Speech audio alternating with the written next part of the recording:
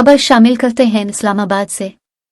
FIA ने chairman PTI को cipher तहकीकात के लिए 25 मई को तलब कर लिया है। इमरान खान को मुतालिका दस्तावेजात और शवाहिद साथ लाने की हिदायत की गई है। FIA ने चेयरमैन PTI को साइफर तहकीकात के लिए 25 मई को तलब कर लिया।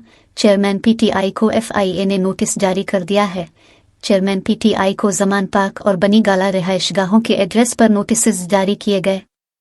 नोटिस में कहा गया कि चेयरमैन PTI के खिलाफ साइफर को सियासी मकासद के लिए इस्तेमाल करने की तहकीकात जारी हैं। FIA की ज्वाइंट इंक्वायरी टीम साइफर मामले की तहकीकात कर रही है।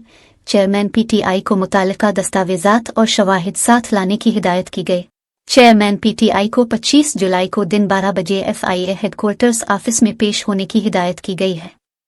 याद रहे, साबिक वजीर आजम इमरान खान के प्रिंसिपल सेक्रेटरी आजम खान ने साइफर से मुताल्लिक बयान रिकॉर्ड करा दिया।